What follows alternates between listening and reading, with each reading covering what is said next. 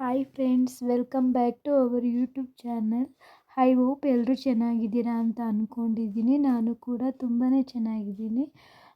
ಇದು ಬಂದುಬಿಟ್ಟು ನಮ್ಮೂರಲ್ಲಿ ಅಂದರೆ ನಮ್ಮ ಅಮ್ಮ ಅಂದರೆ ನಮ್ಮ ಅಜ್ಜಿ ಊರಲ್ಲಿ ಜಾತ್ರೆ ಇತ್ತು. ಇದು ಬಂದುಬಿಟ್ಟು 3 ದಿನದ ಜಾತ್ರೆ.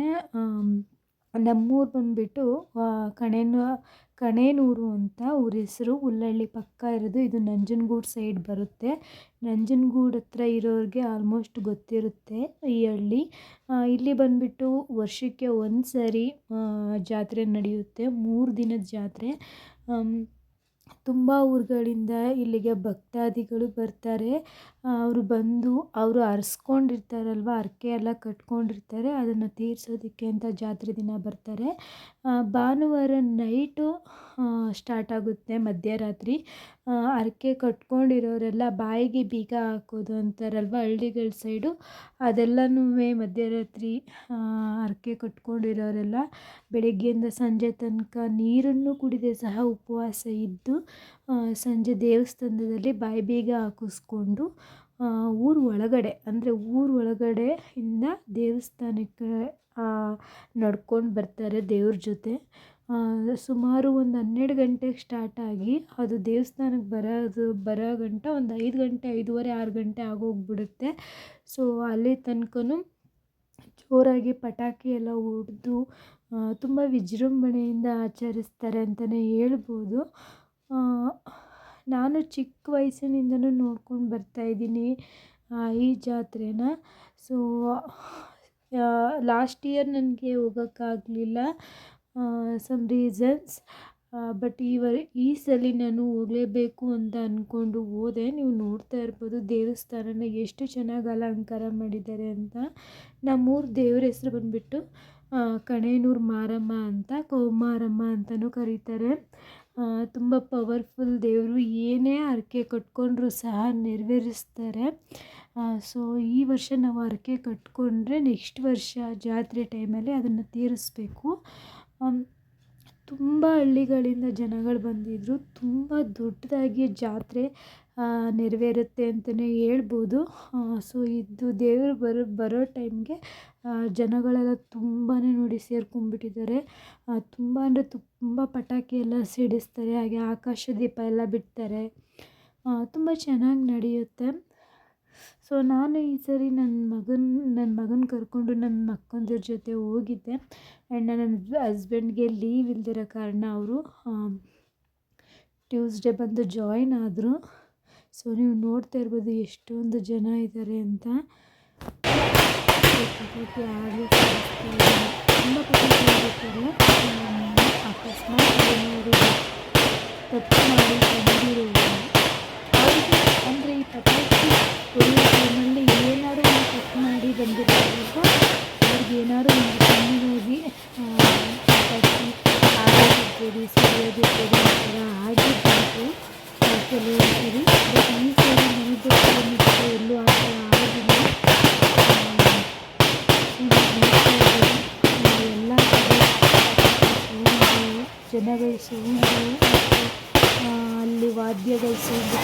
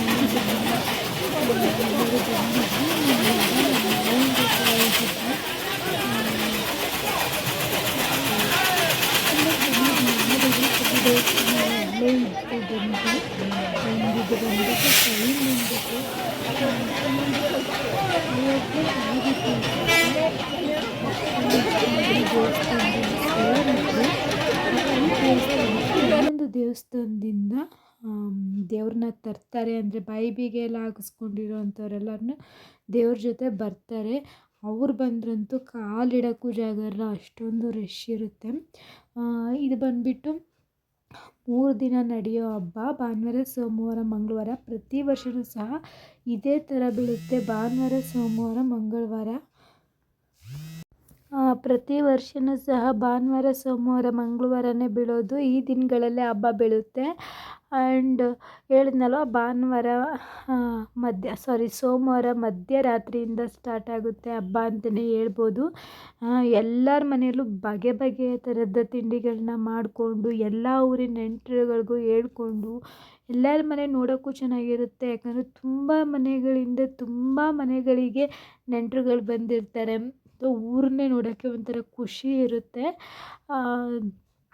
ಸೊ ಇದು ಬಂದುಬಿಟ್ಟು ವರ್ಷಕ್ಕೆ ಒಂದೇ ಸರಿ ಮಾಡೋದು ಈ ಜಾತ್ರೆನ. ಆ್ಯಂಡ್ 3 ದಿನ ನಡೆಯುತ್ತೆ, ಭಾನುವಾರ, ಸೋಮವಾರ, ಮಂಗಳವಾರ. ಸೊ 3 ದಿನ ಆದಮೇಲೆ ದೇವಸ್ಥಾನನ ಮಾಮೂಲಿ ಓಪನ್ ಇರ್ತದೆ ದೇವಸ್ಥಾನ. ನೆಕ್ಸ್ಟು ತಿಂಗಳು ಗಡಿಗೆ ಹಬ್ಬ ಅಂತಾರೆ. ಅಂದರೆ ಈ ಹಬ್ಬ ಅಂದರೆ ಈ ಜಾತ್ರೆ ಆಗಿದ್ದು ಕರೆಕ್ಟಾಗಿ 1 ತಿಂಗಳಿಗೆ ಮತ್ತೆ ಪೂಜೆನ ಇಟ್ಕೊತಾರೆ. ಪೂಜೆಯನ್ನು ಮಾಡಿ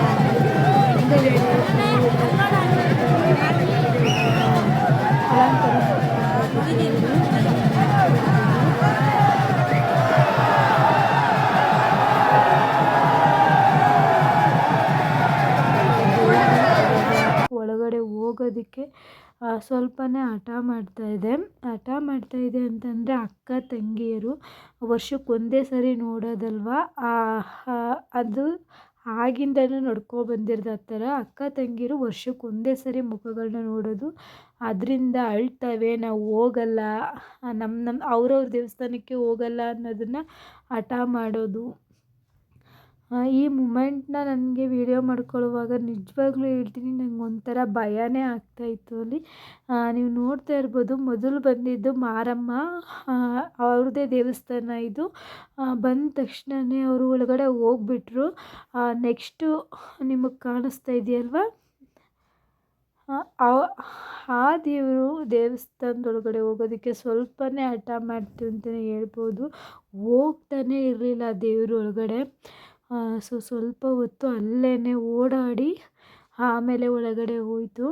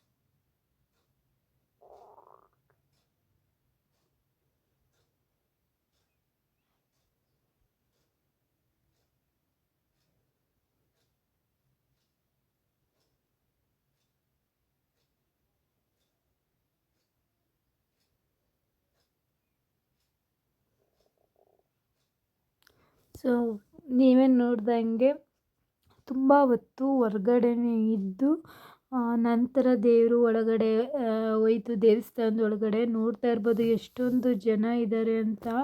ತುಂಬ ಅಂದರೆ ತುಂಬ ಜನ ಇದ್ದರು. ಎಲ್ಲೂ ಕಾಲಿಡೋಕ್ಕೆ ಒಂದು ಸ್ವಲ್ಪನೂ ಜಾಗ ಇರಲಿಲ್ಲ, ಅಷ್ಟೊಂದು ಜನ ಇದ್ದರು. ಅದಾದಮೇಲೆ ಮನೆಗೆ ಬಂದ್ವಿ. ಇದು ಬಂದುಬಿಟ್ಟು ನಮ್ಮ ಅಜ್ಜಿ ಮನೆ ಹಿಂದ್ಗಡೆ ವೀಳ್ಯದೆಲೆನ ಹಾಕಿದ್ರು. ಅದು ನೆಲದ ಮೇಲೇ ಪೂರ್ತಿಯಾಗಿ ಹರಡ್ಕೊಂಡಿತ್ತು, ತುಂಬ ಚೆನ್ನಾಗಿತ್ತು. ಹಾಗೆಯೇ ಒಂದು ಕ್ಲಿಪ್ಪಿಂಗ್ನ ತಗೊಂಡೆ ಅಷ್ಟೇ. ಅದಾದಮೇಲೆ ಇಲ್ಲಿ ನೆಕ್ಸ್ಟ್ ನನ್ನ ಫ್ಯಾಮಿಲಿ ಫೋಟೋಸ್ನ ಆ್ಯಡ್ ಮಾಡ್ತಾಯಿದ್ದೀನಿ. ಈ ವಿಡಿಯೋ ನಿಮಗೆ ಇಷ್ಟ ಆಗಿದರೆ ಲೈಕ್, ಶೇರ್, ಕಮೆಂಟ್ನ ಮಾಡಿ. ಹಾಗೆ ನನ್ನ ಚಾನಲ್ನ ಸಬ್ಸ್ಕ್ರೈಬ್ ಮಾಡ್ಕೊಂಡು ವೀಡಿಯೋಸ್ನ ನೋಡಿ. ತುಂಬ ದಿನ ಆದಮೇಲೆ ವೀಡಿಯೋನ ಅಪ್ಲೋಡ್ ಮಾಡ್ತಾಯಿದ್ದೀನಿ. ಬಿಕಾಸ್ ನನಗೆ ಸ್ವಲ್ಪ ಕೋಲ್ಡ್ ಆಗೋಗಿತ್ತು, ನನಗೆ ವಿಡಿಯೋ ಮಾಡೋಕ್ಕಾಗ್ತಾ ಇರಲಿಲ್ಲ.